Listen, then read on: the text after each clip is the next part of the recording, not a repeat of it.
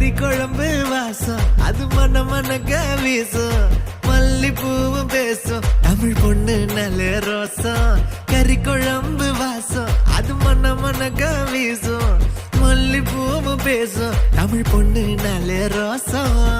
முறைச்சு பார்த்தாலே எனக்கு கேராகும் சூடா பார்த்தாலே